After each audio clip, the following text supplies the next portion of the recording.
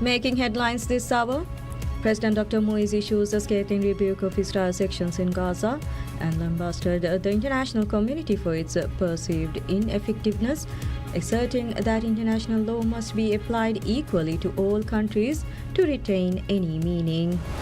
The ambassador of Germany to the Maldives presents his letter of credence to President Dr. Mohamed Muiz at a ceremony held at the President's office.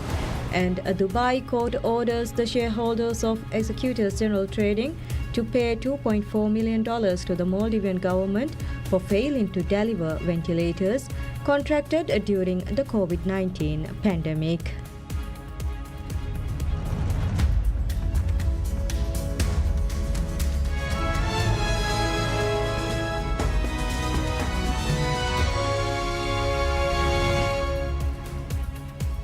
Bismillahirrahmanirrahim. Assalamu alaikum. Welcome to PSM News in English with me, Hafiza Abdul Sattar.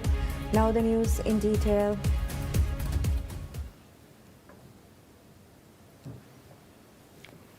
President Dr. Mohamed Muiz issues a scathing rebuke of Israel's actions in Gaza and lambasted the international community for its perceived ineffectiveness, asserting that international law must be applied equally to all countries to retain any meaning.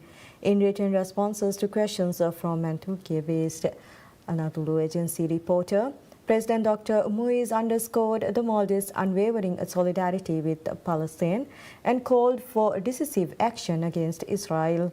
Emphasizing the foundational principle of international law, he urged global powers to move beyond words of condemnation and ensure the impartial application of international law. The President articulated a vision of a true sovereignty, not measured by a country's size or military might, but by the will to remain true to one's conscience even under pressure. Underscoring his government's steadfast commitment, President Dr. Muiz detailed concrete measures taken by the island nation in the fight for Palestinian rights. He affirmed that the Maldives would actively participate in international platforms to ensure that the Palestinian cause is never forgotten and that justice is served. President Dr. Muiz acknowledged that institutions like the United Nations, UN, and international courts are not inherently weak, but are weakened by powerful states, not allowing them to function as intended. The President highlighted that additions made by a small country like the Maldives against Israel are more than just a symbol. It is a declaration of principle. The President strongly rejected silence in the face of genocide. The decision to ban Israeli passport holders, President Dr. Muiz clarified, was not made lightly, but was a deliberate act to align policy with a commitment to justice, its impact measured by its example of leadership. The President also reiterated that the Maldives will continue to raise Palestine's voice and stand with the Palestinian people on every platform until justice and freedom are achieved.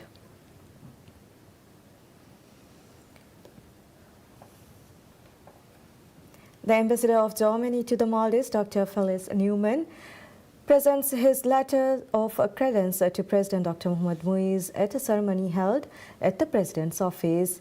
The ambassador was escorted from Republic Square to the President's office in a traditional cultural procession, accompanied by the Maldives National Defense Force (MNDF) drum and trumpet band. The President accepted the letter of credence and formally welcomed Dr. Felix Neumann and the ambassador of Germany to the Maldives. Diplomatic relations between the Maldives and Germany were established on 5th July 1966.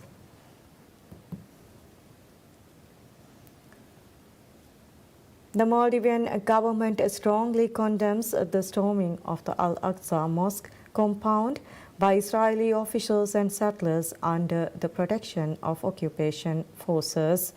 A statement issued by the Ministry of Foreign Affairs said such actions constitute a blatant violation of international law and represent a deliberate provocation aimed at undermining the sanctity, legal status, and deeply rooted historical and religious significance of Al-Aqsa Mosque.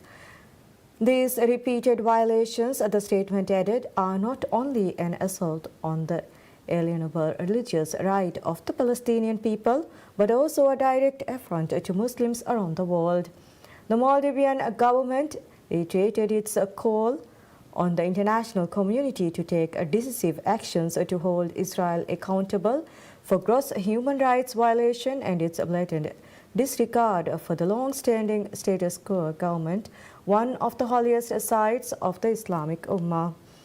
The Maldives reaffirmed its solidarity with the Palestinian people and called on the international community to uphold its responsibilities in ensuring accountability for Israel's persistent violations of international law and in safeguarding the dignity, rights and security of the Palestinian people. And now we'll take a short break for Isha prayers. Stay tuned.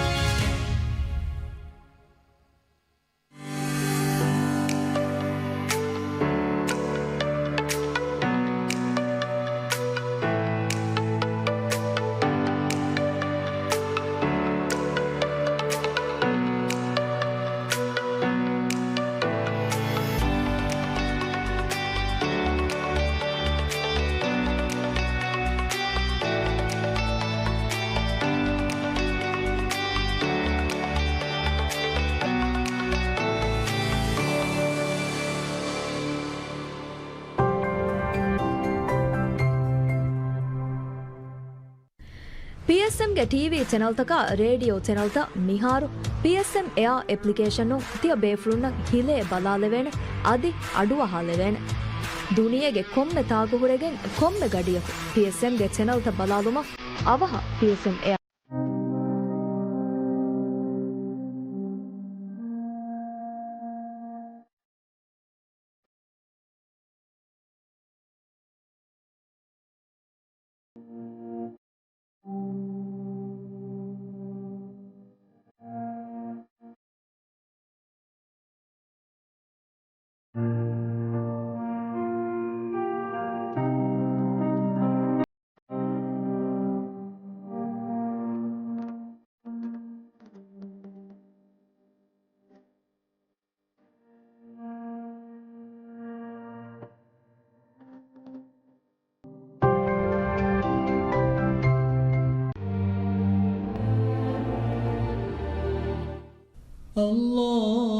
الله أكبر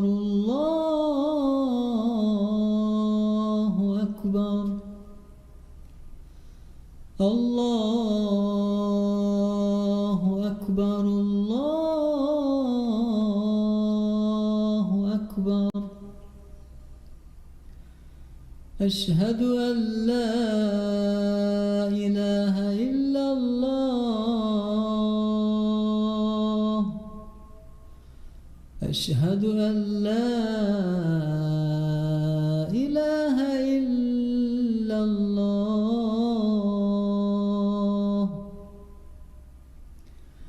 أشهد أن محمدًا رسول الله أشهد أن محمدًا رسول الله حي على الصلاة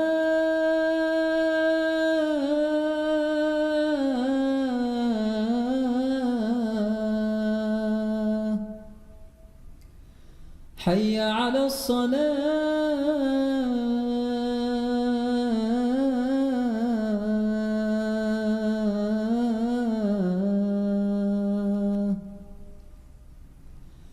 حي على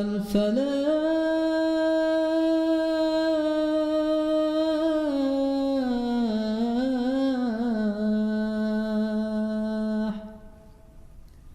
حي على الفلاح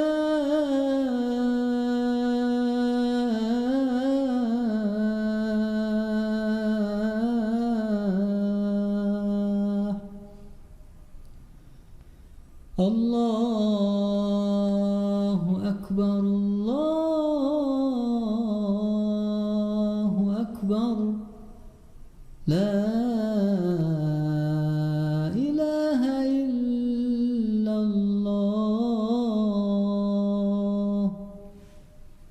اللهم رب هذه الدعوة التامة والصلاة القائمة آت محمدا الوسيلة والفضيلة والدرجة الرفيعة وابعثه مقاما محمودا الذي وعدته وارزقنا شفاعته برحمتك يا أرحم الراحمين.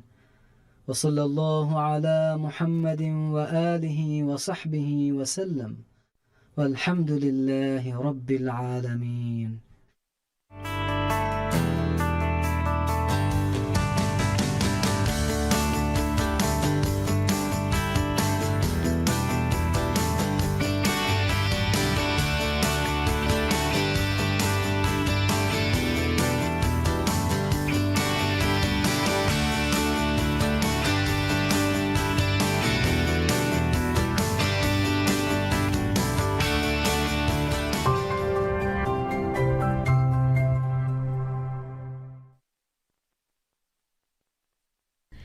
PSM ಗೆ TV channel ತಕ radio channel ತ ಮಿಹಾರು PSM Air application nu tiya befrunna hile balalevene adi aduwa halevene duniyege komme taagu huregen komme gadiyaku PSM ge channel ta balaluma avaha PSM Air app download kurava miharu app store una Google Play Store invest mi app download kollevene.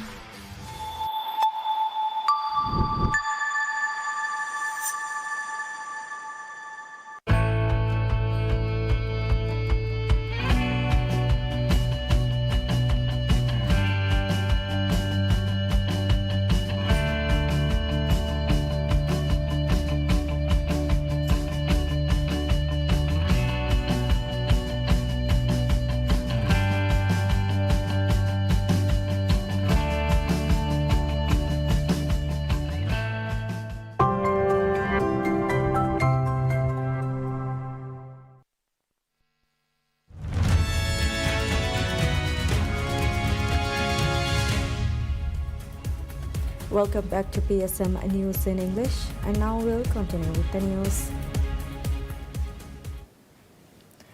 Minister of Tourism and Environment Tariq Ibrahim affirms that at the opening of the second guest house symposium that the Maldives' burgeoning local tourism sector owes its success to the country's rich culture and idyllic natural environment.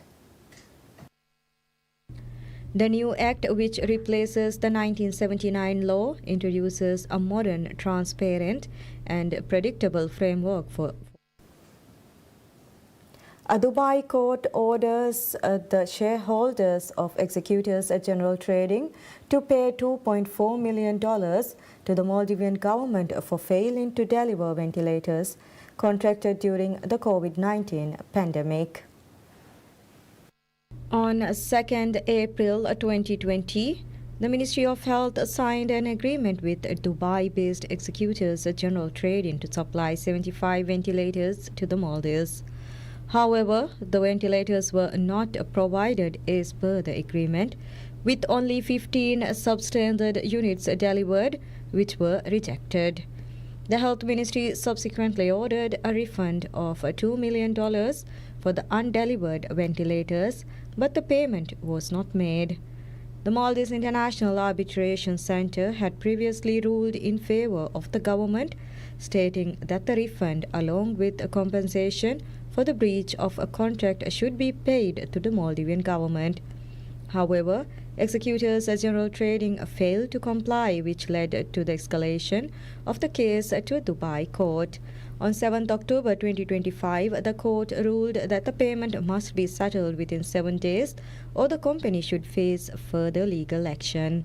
Attorney General Ahmadu Sham told PSMNEWS that the case was referred to the Dubai court to recover $2.07 million paid by the Maldives government for the ventilators, in addition to interest and arbitration costs.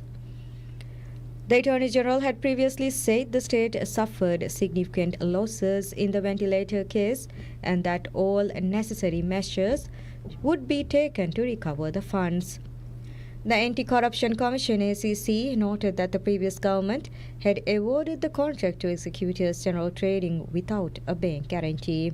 According to SEC, the $2.24 million paid to the company was released without verifying the company's credentials or its ability to supply the ventilators.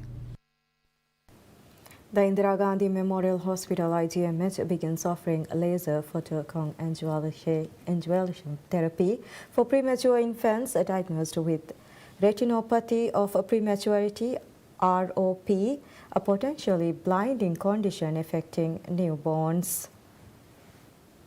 Widely recognized as the standard treatment for severe ROP, the procedure employs retinal laser technology to preserve the eyesight of infants born prematurely.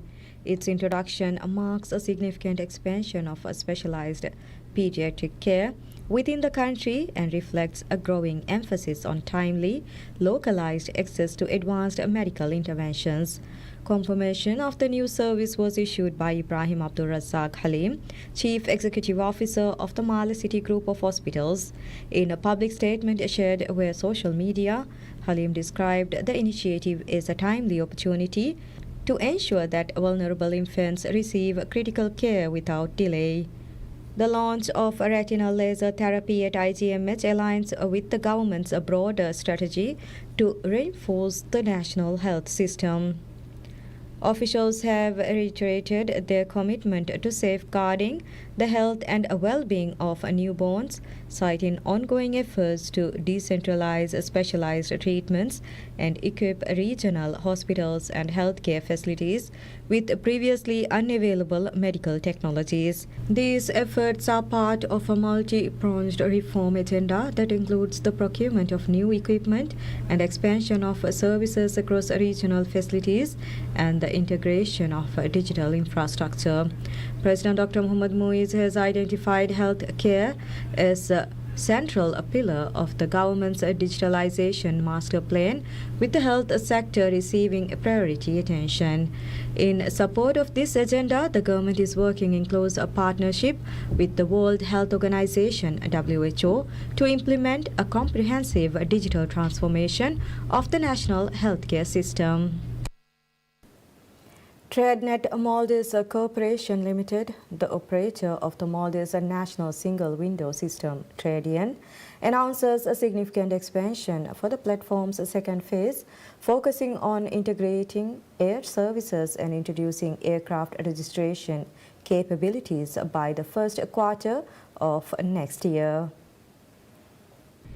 TradeN, a crucial national initiative designed to streamline import and export processes by providing essential services through a single digital platform, initially launched last year, focusing exclusively on maritime trade.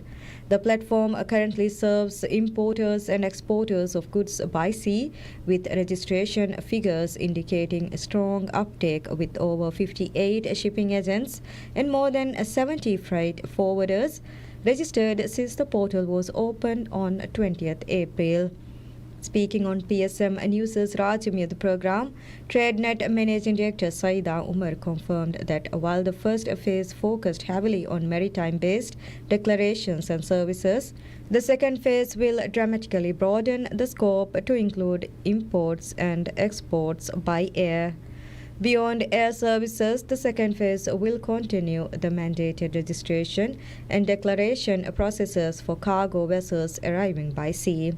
New features include the handling of licensing of goods imported with special permits from various government agencies, as well as the processing of duty exemptions directly through the TradeN platform. Saida confirmed that a substantial progress has been made on the second phase. To ensure seamless operations of the air services compound, TradeNet is collaborating closely with key stakeholders, including the Maldives Airports Company Limited (MACL), the Civil Aviation Authority, and Maldives Customs Service. The highly anticipated aircraft registration service is scheduled to be fully implemented and available through TradeN by the first quarter of 2026, marking a major milestone in the digitalization and efficiency of trade and economic services across the Maldives.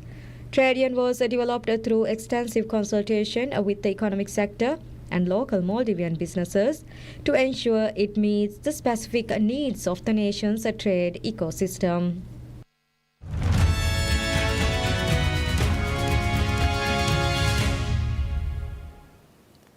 Technology shares boosted U.S. stocks to a higher close as investors, lacking economic data during the government shutdown, looked to minutes from the Federal Reserve's most recent policy meeting for clues to the outlook for interest rate cuts through year-end.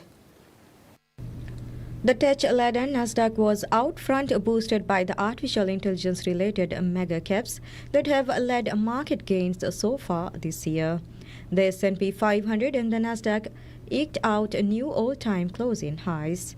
Chip stocks were clear outperformers, while energy, consumer staples and home builders were the laggards, as a report from the Mortgage Bankers Association showed home loan demand dipped 4.7% last week despite easing interest rates.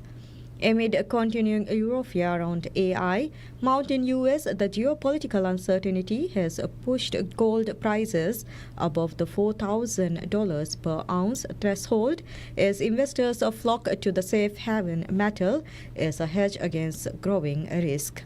The U.S. government shutdown entered its 8th day, and a congressional stalemate appeared to suggest market participants will lack official economic indicators for the immediate future, leaving markets with little to go on until third quarter earnings season kicks off next week.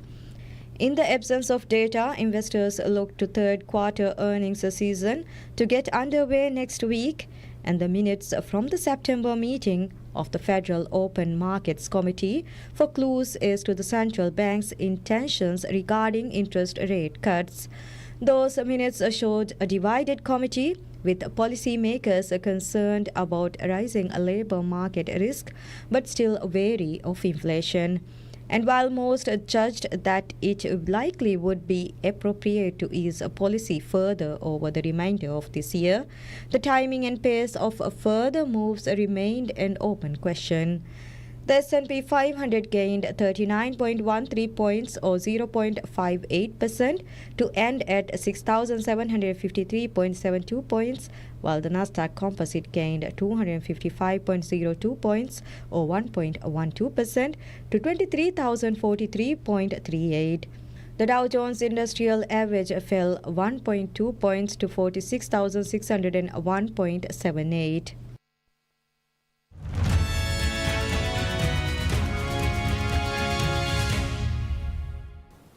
Palestinians in Gaza's Khan Yunis rejoices after a ceasefire deal was reached under the first phase of US President Donald Trump's plan to end a war in Gaza that has killed tens of thousands of people and reshaped the Middle East. Just a day after the second year of Israel's genocide in Gaza, indirect talks in Egypt yielded an agreement on the initial stage of Trump's 20-point framework to bring peace to the Palestinian enclave. Displaced Palestinians expressed their happiness about the deal reached but was cautious. A source briefed on details of the agreement said Israeli hostages may be released as early as 11th October under the U.S. plan to end the war in Gaza, and the country's military will complete the first part of a partial withdrawal from the enclave within 24 hours of the deal being signed. The signing of the agreement on the first stage of Trump's initiative for Gaza is expected to take place soon. The accord, if fully implemented, would bring the two sides closer than any previous effort to halt a war that had evolved into a regional conflict, drawing in countries such as Iran, Yemen, and Lebanon. Gaza authorities say more than 67,000 people have been killed and much of the enclave have been flattened since Israel began its genocide. Global outrage has mounted against Israel's assault. Multiple rights experts, scholars, and a UN inquiry say it amounts to genocide.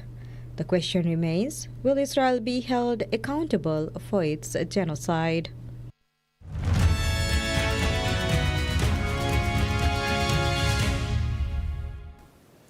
Saudi Pro League champions Al Ittihad appoints Portuguese coach Sergio Conceição on a deal running until 2028, the club said, replacing Frenchman Laurent Blanc, who departed last month. The announcement was made in a video posted on Al Ittihad's official media platform, X. Blanc's exit came a day after Al Ittihad's 2-0 defeat to Al Nassr in late September, which saw the defending champions slip to third in the league standings. Assistant coach Hassan Khalifa took charge on an interim basis, supported by U21 coach Ivan Carrasco. Conceição was dismissed by AC Milan on May 29th after a disappointing Serie A campaign that ended with the club in 8th place, missing out on a European competition for the first time since 2019. He had joined Milan in December and led the team to the Italian Super Cup title in his second match in charge.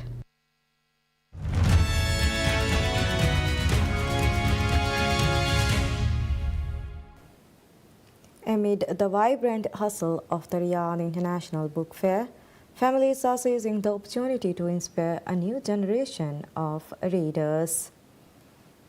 Parents and caretakers see the annual event as a tool in steering their children away from the allure of mobile phones and tablets. The Riyadh International Book Fair, one of the capital's most eagerly anticipated cultural events, has been attracting thousands of visitors every day since it began on October 2nd. The event, which is held at Princess Noura University, is expected to run until October 11th. One of the aims of the event organizers is promoting reading amongst children, who they made sure to incorporate activities and entertainment for the younger visitors. The Riyadh International Book Fair first launched in 2018. This year's event, promoted by the Saudi Ministry of Culture and Information, is titled Riyadh Reads and brought together over 2,000 publishers from over 25 countries. And that's all we have for this hour. Thank you for watching. Wish you all a very pleasant time ahead.